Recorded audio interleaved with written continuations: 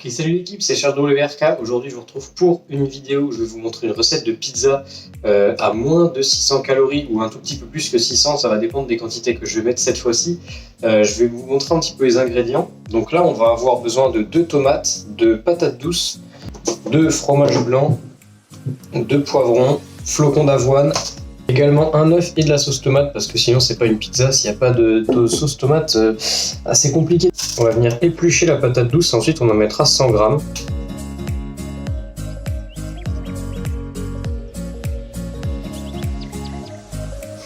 Ok, voilà, donc là on a notre patate douce, on va en peser 100 grammes.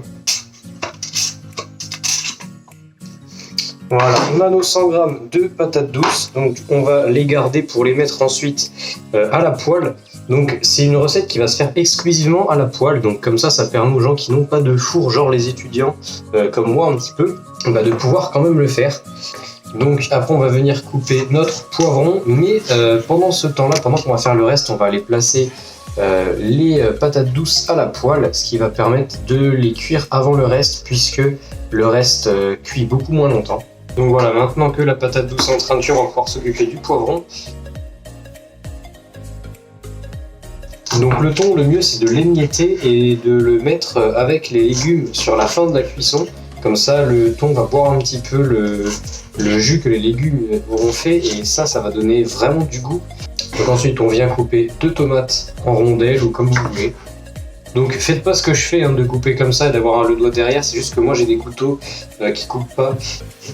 De toute façon, puisque vous faites d'abord cuire vos légumes à la poêle, au final les tomates elles auront peut-être pas la même tête après, donc c'est pas forcément gênant. Maintenant qu'on a nos légumes comme ça, on va aller les placer à la poêle. Donc les placer à la poêle, ça va nous permettre de les cuire avant qu'ils soient mis sur la pâte. Donc là on va venir s'attaquer à la pâte. Donc dans la pâte on va avoir des flocons d'avoine, du fromage blanc, un œuf et un petit peu de levure chimique. Donc là on va venir mettre 40 grammes de flocons d'avoine. Voilà, on va venir casser l'œuf. Donc on va également venir mettre juste le blanc d'un autre œuf, et le jaune on va le garder pour le mettre dans les légumes pour leur donner un petit peu de texture. Et donc pour le fromage on va venir prendre du carré frais, donc moi je vais en prendre 2.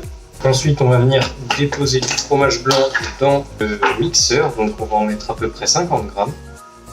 Voilà, 50 grammes. Donc moi je vais finir le paquet, mais on n'en mettait pas un paquet complet, d'ailleurs moi je pense que j'en ai pas assez, mais c'est pas grave. Du coup voilà ce que ça va vous donner pour la pâte, ça va vous donner une sorte de pâte un petit peu, pas énormément liquide, c'est un petit peu pâteux on va dire. Donc ensuite vous allez placer votre pâte dans la poêle pour la faire prendre, et je vous montrerai la prochaine étape. Donc une fois que le premier côté de la pâte sera cuit, il va ressembler à peu près à ça. Donc maintenant vous allez le retourner. Donc voilà, vous allez avoir une base comme ça. Après ma base à moi elle est un petit peu épaisse parce que la poêle n'est pas très grande, mais si vous avez une poêle plus grande, ça va juste se disperser plus et vous aurez une pâte plus fine, une pizza plus grande, et ça sera encore meilleur. Donc là on va venir mettre environ 100 g de coulis de tomates. Ensuite on va venir mettre de l'origan sur la préparation, un petit peu de piment de Cayenne. On va passer à la garniture. Donc on va garnir un petit peu la pizza comme on veut. Donc je pense que je vais pas mettre toute la garniture, je vais en garder un petit peu parce qu'elle est déjà assez garnie je trouve. Maintenant on va venir placer nos 2 carrés frais, moi je les coupe en 3. Et moi je vous conseillerais de chauffer à couvert, donc avec un couvercle sur la poêle, ce qui va permettre de garder bien tout au chaud et de garder le dessus de la pâte bien cuite et de continuer de cuire le dessus, donc toute la garniture. Et voilà cette magnifique pizza. Donc le jaune d'œuf il est pas cuit, moi j'aime bien quand il est comme ça, quand il va fondre un petit peu sur le reste. Donc là voilà, regardez le volume qu'on a, on a une grosse pizza. Je vous mets les calories, donc il y a très peu de calories et ça c'est super cool parce qu'on peut se permettre de manger ça tous les jours, il y a tout ce qu'il faut dedans, protéines, lipides, glucides, petit jaune d'œuf qui bouge un petit peu, qui danse. Alors c'était tout pour cette recette, abonne-toi si tu veux plus de recettes de ce style. Aussi suis-moi sur Insta si t'es pas abonné à moi sur Insta, et moi je vous dis à la prochaine.